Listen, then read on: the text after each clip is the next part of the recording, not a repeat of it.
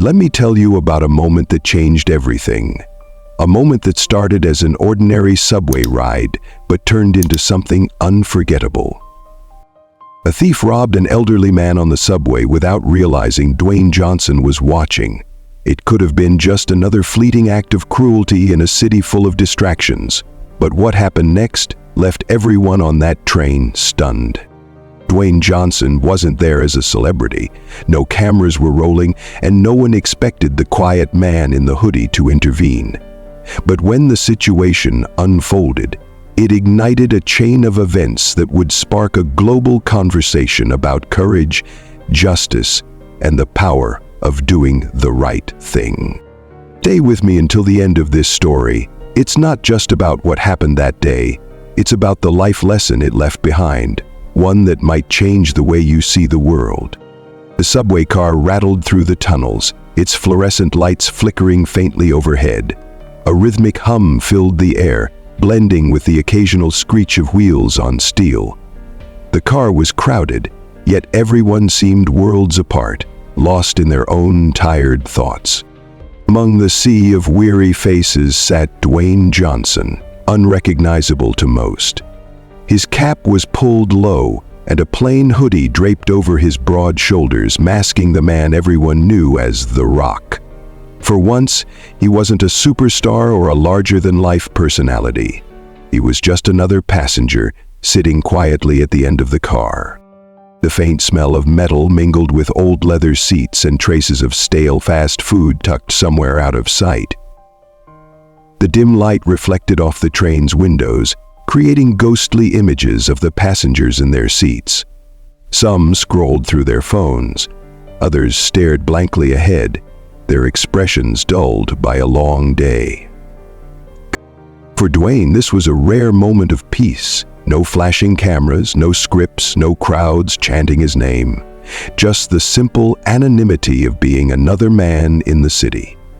He leaned back, his massive frame almost too large for the worn plastic seat, letting the steady hum of the train wash over him. But peace is fragile, and the world always has a way of interrupting it. As the subway car lurched forward, slowing for the next station, there was an undercurrent in the air, a tension that hadn't yet revealed itself. Dwayne, always observant, felt it before he saw it. As the subway screeched to a halt at the next station, the doors slid open with a sharp hiss, releasing a rush of cool air into the car. A stream of new passengers poured in, their footsteps hurried and their faces tired. Among them was a young man, no older than 20, his hood pulled tight over his head. His movements were quick and jerky, his sharp eyes darting across the car like a predator, searching for prey. His restless energy was palpable. Something in the way he walked screamed trouble. He was tall and wiry, his hands shoved deep into the pockets of his oversized hoodie. He moved as if daring someone to look at him the wrong way. Behind him, shuffling carefully onto the train, came an elderly man. His posture was slightly stooped, his frail frame wrapped in a weathered coat that had seen better days. In his hands he clutched a worn leather satchel, holding it close to his chest as though it contained his life's treasures. Despite his slow movements, there was a quiet dignity in the way he carried himself, his expression one of tired determination. The young man's sharp gaze landed on him almost instantly, and a sly grin crept across his face. He shifted his stance, stepping deliberately into the elderly man's path. "Move it, old man," the young man sneered, his voice dripping with venom. The elderly man froze, startled. He looked up at the younger man, confusion flickering across his face. He took a small step to the side, trying to navigate around him, but the young man shifted, blocking his way.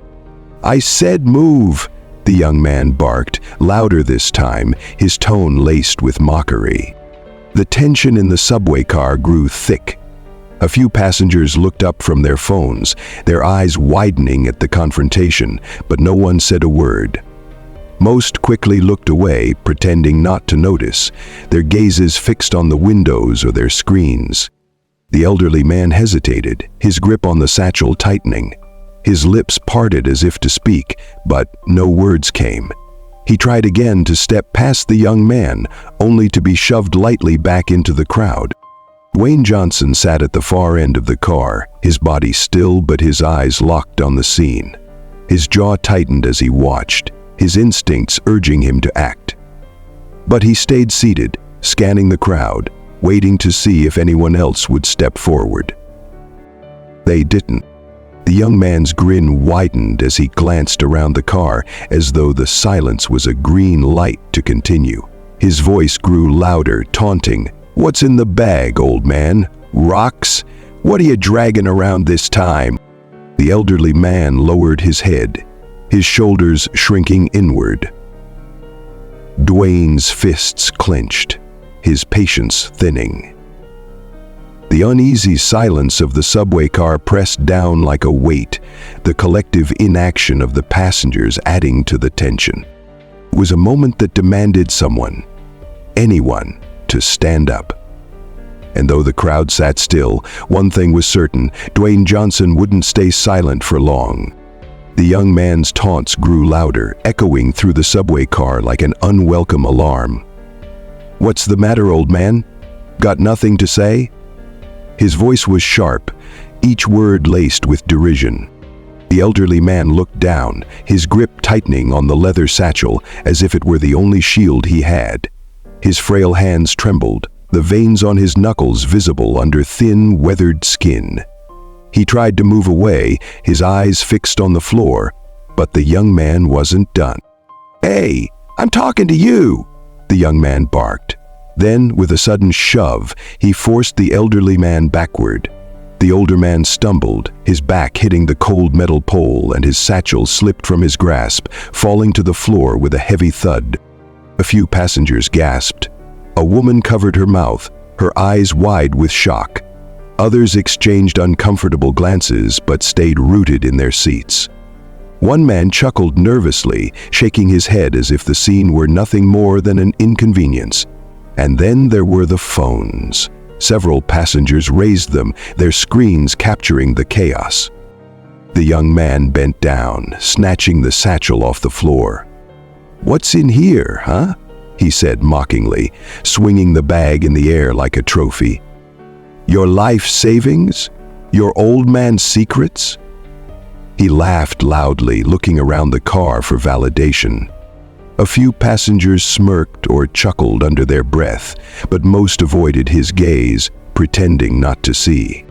Dwayne Watson's eyes narrowed, his gaze locked on the young man. His hands, resting on his knees, slowly curled into tight fists. His jaw clenched so hard that the muscle in his cheek twitched. He wanted to move, every instinct in his body screamed for action, but still, he waited. He scanned the faces of the passengers around him, hoping, praying that someone else would stand up, that someone would find the courage to intervene. Yet no one did. The young man kept going, shaking the satchel harder, his laughter ringing through the air. "Come on, Grandpa, say something." "Oh, wait. Let me guess. You're too old to fight back, huh?"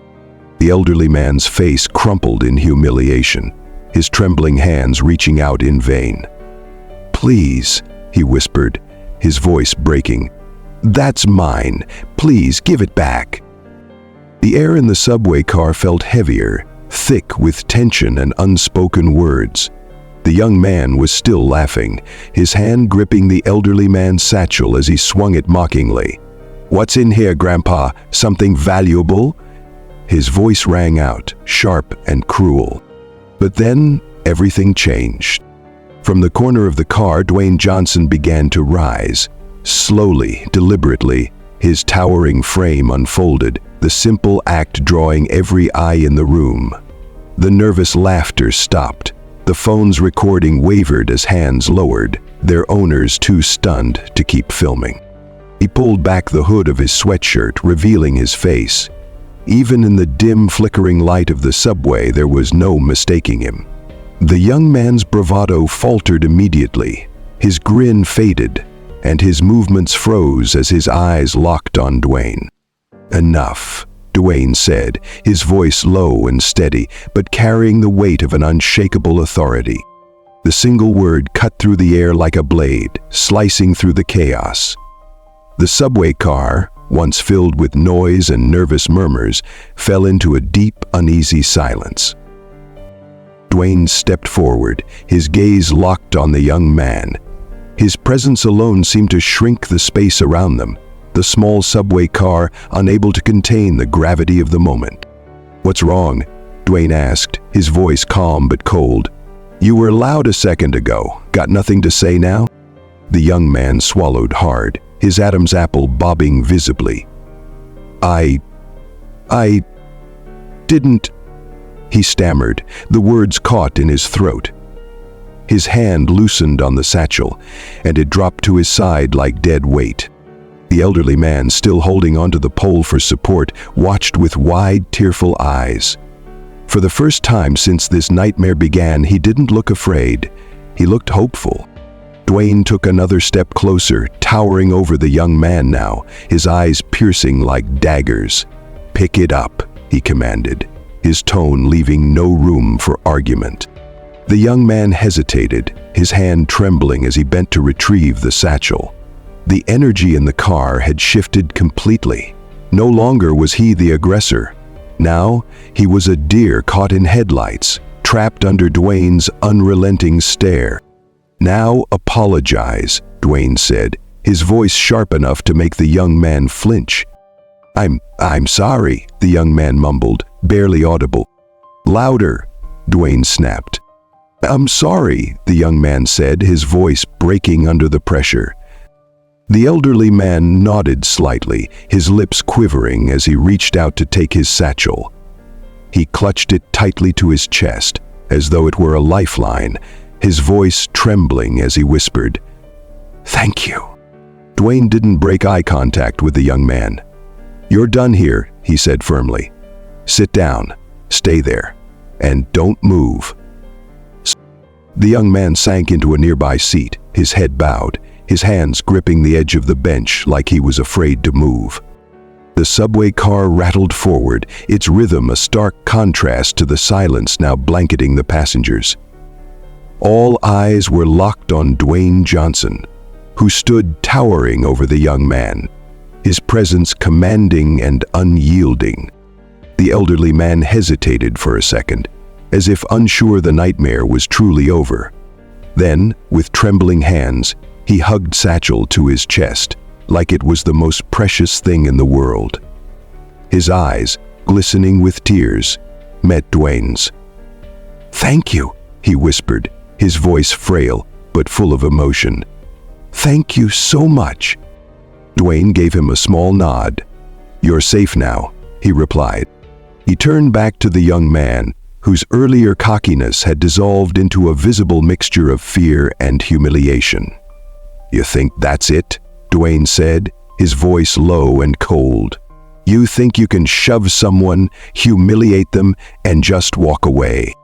The young man shook his head quickly, his hands raised defensively. I didn't mean it. It was just a joke."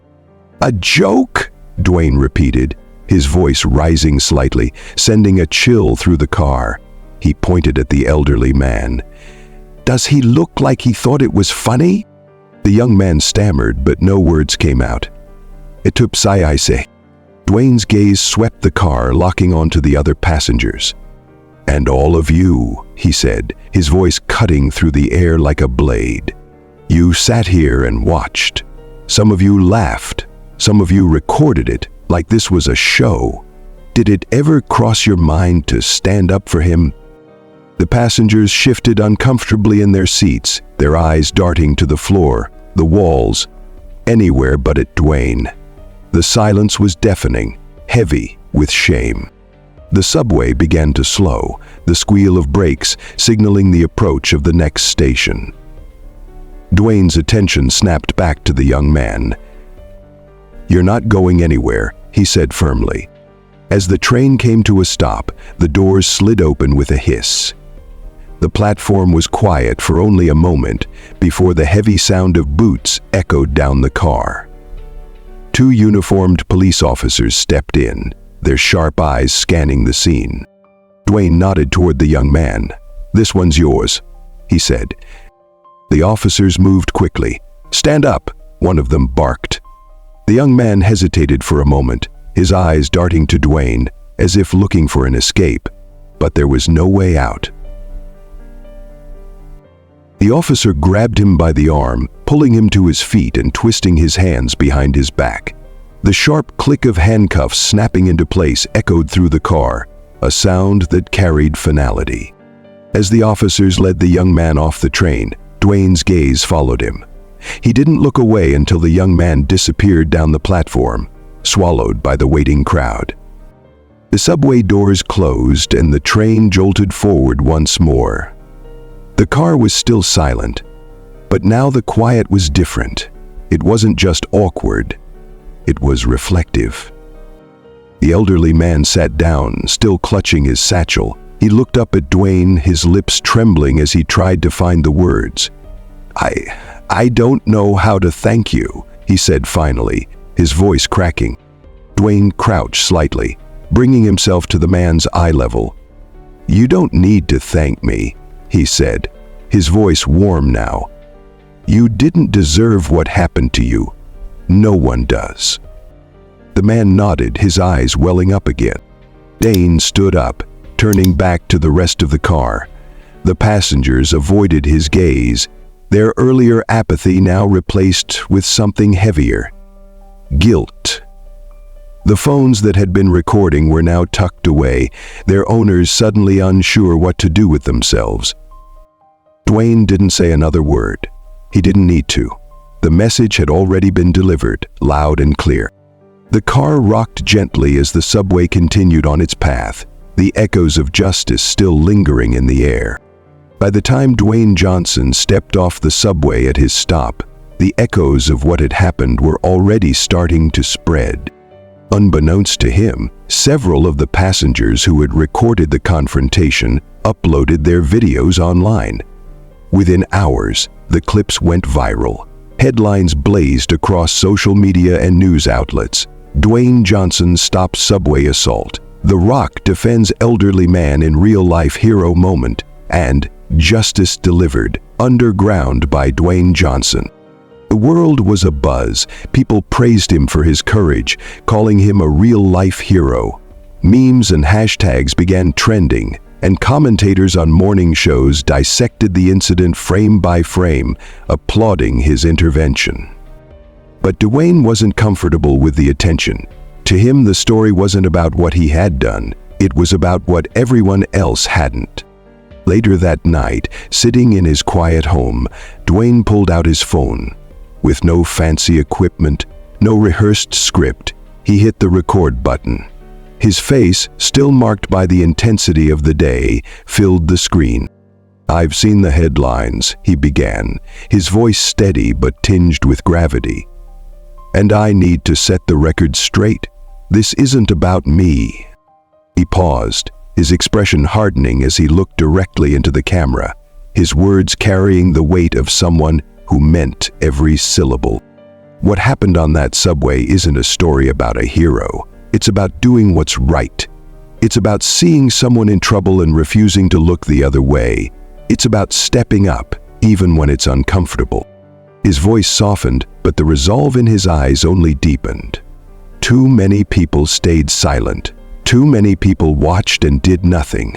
And that's what we need to talk about. Not me, not what I did. We need to talk about what you would do in that situation. Would you pull out your phone, or would you act? The camera stayed steady as Dwayne leaned forward slightly, his tone turning more personal. The truth is, we all have a choice. When you see someone being hurt, humiliated, or treated unfairly, you have a choice to make. You can stay silent, or you can stand up. And standing up doesn't always mean being a hero. It just means being human. He let the silence linger for a moment, his gaze unflinching. "I hope the next time you see something wrong, you choose to act. Don't wait for someone else. Be the person who steps in." With a small, determined nod, Dwayne ended the recording and uploaded it without a caption. just the truth. Within minutes, the video was everywhere, but this time, the focus shifted. People began sharing their own reflections, questioning their reactions to moments of injustice they had witnessed or ignored. I'm ashamed of how often I've stayed quiet. Next time I'll step in. No excuses. This isn't about Dwayne, it's about all of us. The conversation grew, the narrative evolving beyond the celebrity moment. It became a rallying cry for courage, for empathy, for action. Dwayne watched the response from a distance, knowing he had done what mattered most. He hadn't let the story end with him. He had passed the message along, and now it was up to the world to decide what to do with it. This story, though fictional, reflects a reality we cannot ignore. The situation depicted here is real and happens far too often in our world. Moments like this play out every day, moments where someone is in need of help, and the silence of bystanders speaks louder than any words. Courage doesn't always look like a grand gesture. It isn't always about stepping in as a hero in the spotlight. Sometimes courage is quieter. It's about choosing to act when others won't. It's about standing up for what's right, even when it's easier to look away. We created this story not just to entertain, but to spark a conversation. What would you do in a moment like this? Would you stand up? Would you speak out? These are the questions we all need to ask ourselves, because change begins with the choices we make every day. Even though this story is fictional, the emotions and lessons it carries are very real. It reminds us of the power of empathy and action, and that no matter who we are, we can all make a difference. So let's take this message and bring it to life. Let's be the ones who stand up when it matters, who make the world kinder and braver, one choice at a time. We'd love to hear your thoughts. What did this story mean to you? Share your reflections in the comments below. And if this story inspired you, don't forget to subscribe to our channel. Together, we can create more stories that touch the heart and spark change. Thank you for being part of this journey with us. Your time, your thoughts, and your support mean everything. Let's keep working together to make the world a better place.